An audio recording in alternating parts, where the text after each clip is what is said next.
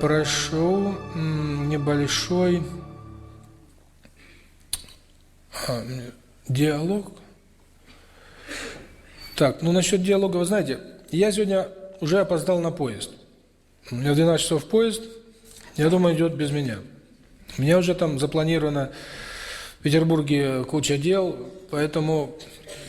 Да. Я все-таки хотел бы несколько слов, хотел бы не в плане диалога, а в плане так. обращения к вам сказать. Есть такая возможность? Пожалуйста.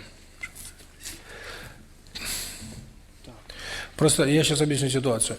Поскольку времени было очень плотно, то я здесь думал, что здесь будет диалог чисто лечебного плана. Но вы представитель церкви, я так понимаю. Я думаю, что почему бы и нет. Прошу вас. Если возможно, может... Так, микрофон, пожалуйста. Вы сядьте, изложите то, что вы хотите. Благодарю вас. Пожалуйста.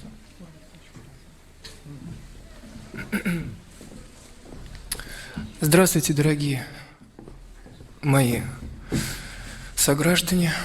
Я очень прошу прощения за то, что я так прервал лекцию. 3 часа я прождал, это мои проблемы.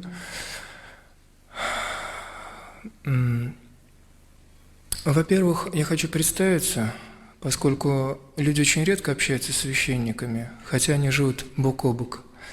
Я священник, настоятель храма Николы Белого на Калужской улице, где раньше была макаронная фабрика.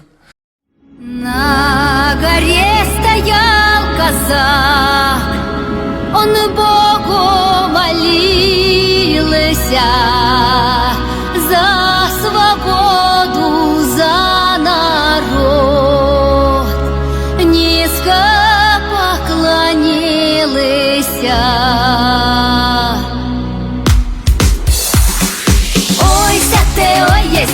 Ты меня не бойся, я тебя не трону, ты не беспокойся.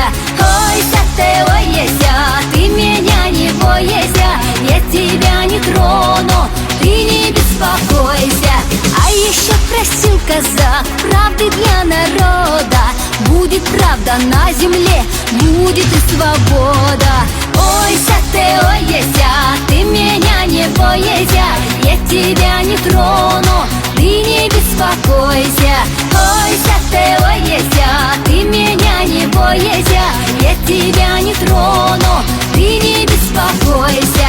Для друзей казак просил, чтоб их на чужбине стороною обошли алчность и гордыня. Ойся ты, ойся, ты меня не бойся, я тебя не трону, ты не беспокойся. Я обращаюсь к тем людям, которые искренне себя считают православными людьми, которые, может быть, сегодня утром ходили в храм, и которые на Пасху, хотя бы Богоявление, на родительскую субботу ходят в храм Божий, искренне обращаясь к Господу за помощью, ко Христу. Я обращаюсь к вам о том, что не нужно замусоривать души ложными учениями. Сегодня здесь сидит волк в овечьей шкуре. Сегодня об этом мы читали в Евангелии. Тать, послушайте, тать, то есть чуждый, то есть вор, не входит через дверь, но только через окно. Храмы Божии стоят пустые. Храмы Божии стоят пустые. Людей в них нет.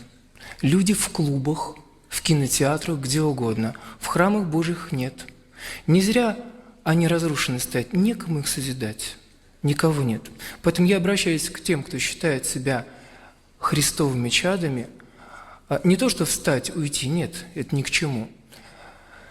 То, что здесь происходит, есть ересь, лжеучение, ведущее в погибель.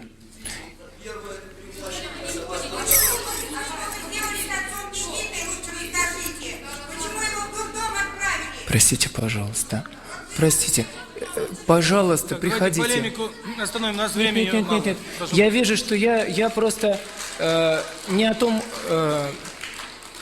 Хорошо, я просто прекращаю, прошу прощения, что я занял ваше время.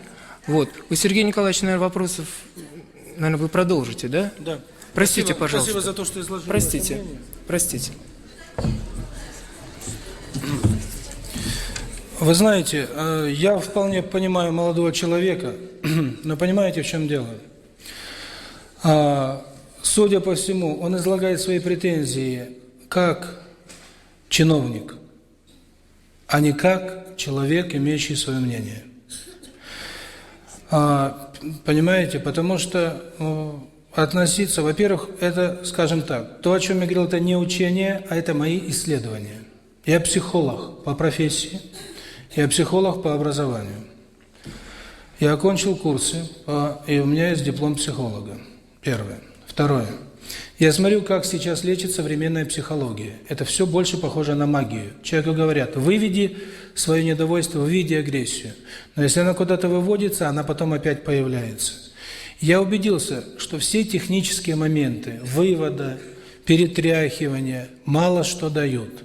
И я как исследователь, как ученый пришел к выводу, что без понятия «любовь к Богу» человек не выздоровеет. Значит, что получается? Значит, мои исследования, которые меня привели к этому, значит, несправедливы. То есть получается, что священник говорит: я могу заниматься магией, потому что психология нынешняя занимается, так сказать, неофициальной магией. Значит, можно на человека воздействовать различными лекарствами, можно воздействовать инженерией какой-то, можно воздействовать, уже сейчас аппаратура есть воздействие на психику и так далее, и так далее.